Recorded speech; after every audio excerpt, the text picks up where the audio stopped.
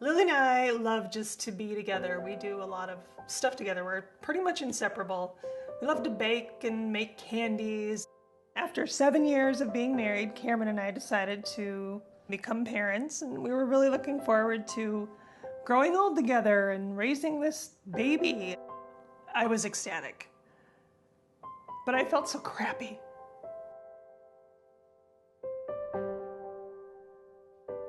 Throughout the next 3 months, I kept losing weight to the tune of about 5 to 7 pounds a week.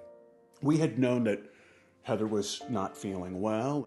We had originally thought, oh, this is going to be some simple sort of thing. As time goes on, you realize, wait a minute, the doctors are starting to knock off the real simple things.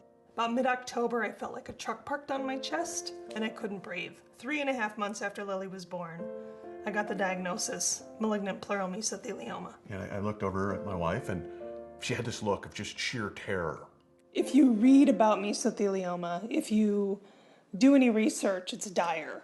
Most people don't live beyond 15 months after diagnosis. When I was diagnosed, I was 36 years old.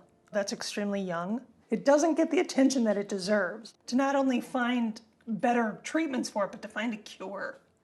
When I was a little girl, my dad worked construction. He would come home from work covered in dust. His jacket would be white, crusty from the drywall dust that he would be sanding off the walls. Anything that I had to do outside, I liked wearing my dad's coat. It was just, unbeknownst to us, it was chock full of asbestos.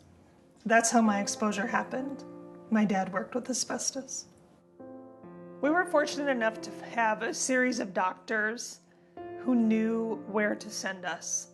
My doctor here knew to send me on to Dr. Sugarbaker in Boston. Going into surgery was scary. I would keep telling her, look, Lily needs her mother. That's the way I kept Heather's hope up. Lily went to live with Heather's parents. We couldn't take her with as we were traveling with all the doctor's appointments and being in the hospital. After recovering in Boston, I went to live with my parents in South Dakota.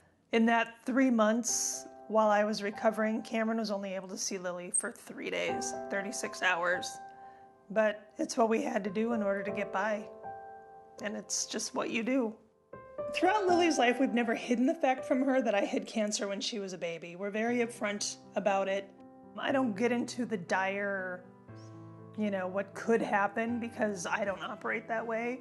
We operate from a place of hope and a place of living in the moment. They asked if I would talk to other patients because of my attitude. I've been accused my whole life of wearing rose-colored glasses and seeing life very optimistically, and I have no intention of ever taking them off. There was no option other than living through this. I was going to beat it no matter what. There's more hope now than there ever was. So don't give up. Don't take a death sentence as a diagnosis. There is hope.